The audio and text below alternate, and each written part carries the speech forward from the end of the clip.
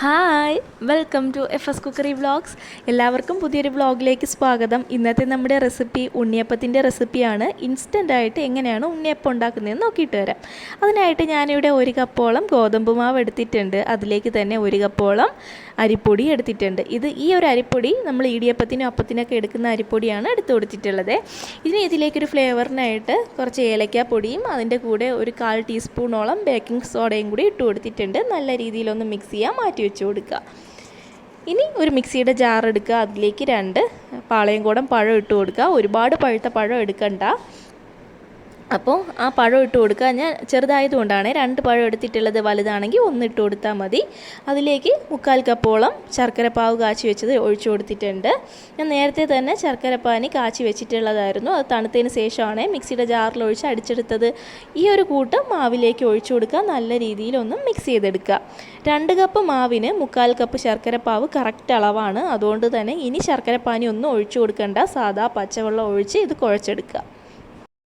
എനിക്കിവിടെ 1/4 കപ്പ് വെള്ളവും കൂടി ആവശ്യമായിട്ട് വന്നിട്ടുണ്ട്. ഞാനത് കുറച്ചായിട്ട് ഒഴിച്ചാണ് ഇതുപോലെ മിക്സ് ചെയ്തെടുക്കുന്നത്. ഇതുപോലൊരു വിസ്ക് ഉണ്ടെങ്കിൽ അതാണ് കേട്ടോ ഏറ്റവും ബെസ്റ്റ്. അതില്ലാത്തവർ തടിത്തവി വെച്ചിട്ട് ഇതുപോലെ ചെയ്തെടുത്താൽ മതി. കറക്റ്റായിട്ട് തന്നെ വരുവേ. അപ്പോൾ ഈ വീഡിയോ ഇഷ്ടമാണെങ്കിൽ എല്ലാവരും ഒന്ന് ലൈക്ക് ചെയ്യുക, ഷെയർ ചെയ്യുക, പ്ലീസ് ഒന്ന് സബ്സ്ക്രൈബ് ചെയ്യുക. നമ്മളെ ഒന്ന് സപ്പോർട്ട് ചെയ്തേക്കണേ. ഇപ്പം നല്ല രീതിയിലൊന്ന് കുഴച്ചെടുത്തിട്ടുണ്ട്. ഇതിൻ്റെ കറക്റ്റ് കൺസിസ്റ്റൻസി എങ്ങനെയാണെന്ന് ഞാൻ കാണിച്ചു തരാം കേട്ടോ. ഏകദേശം ഇത് കുറച്ചും കൂടെ വെള്ളം നമുക്ക് ആവശ്യമായിട്ടുണ്ട്. അതിന് ശേഷം ഈ ഒരു പരുവം നമുക്ക് കറക്റ്റാണേ. ഇപ്പം ഇവിടെ നമ്മുടെ ഉണ്ണിയപ്പത്തിൻ്റെ ബാറ്റർ റെഡി ആയിട്ടുണ്ട്. കറക്റ്റ് കൺസിസ്റ്റൻസിയിൽ കിട്ടിയിട്ടുണ്ട്. ഈ ഒരു കൺസിസ്റ്റൻസി കറക്റ്റാണ്. അതപ്പോൾ അവിടെ ഇരിക്കട്ടെ. ഇനി നമുക്ക് അടുപ്പിലോട്ടൊരു ചട്ടി വെച്ച് കൊടുക്കാം. ഉണ്ണിയപ്പത്തിൻ്റെ ചട്ടി വെച്ച് കൊടുത്തിട്ടുണ്ട്. അതൊന്ന് ചൂടായി വരട്ടെ. ആ ഒരു ടൈമിൽ ഞാനിവിടെ ഒരു സ്റ്റീൽ ഗ്ലാസ് എടുത്തിട്ടുണ്ട്. അതിലേക്ക് മാവ് കുറച്ച് ഒഴിച്ചു കൊടുക്കുന്നുണ്ട്.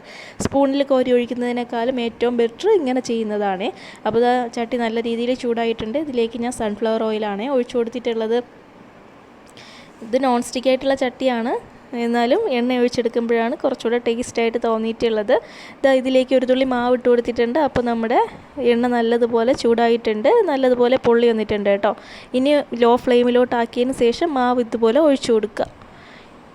മുഴുവനായിട്ട് മാവ് ഒഴിച്ചു കൊടുത്ത് തീർന്നതിന് ശേഷം മീഡിയം ഫ്ലെയിമിലിട്ടിട്ട് വേണം കുക്ക് ചെയ്തെടുക്കാനായിട്ട്.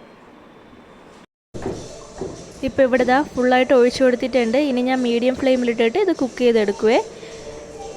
പിന്നെ ഇത് ഒരു സൈഡൊക്കെ ഒന്ന് വെന്ത് വരുന്ന സമയത്ത് ലോ ഫ്ലെയിമിലാക്കി കൊടുക്കുക. ഒന്ന് മറിച്ചിട്ട് കൊടുക്കുക. ഇങ്ങനെ തിരിച്ചിട്ട് കഴിഞ്ഞാൽ ഏകദേശം 1-2 മിനിറ്റ് മതി അത് കുക്കായി കിട്ടാനായിട്ട്. പിന്നെ മീഡിയം ഫ്ലെയിമിൽ വെച്ച് കൊടുക്കും. കുക്ക് ചെയ്തെടുക്കുവേ. അപ്പോൾ ഇവിടെ ആയിട്ടുണ്ട് കേട്ടോ. 2 സൈഡും നല്ല രീതിയിൽ വെന്തിട്ടുണ്ട്. ഇനി നമുക്ക് കോരി മാറ്റാം.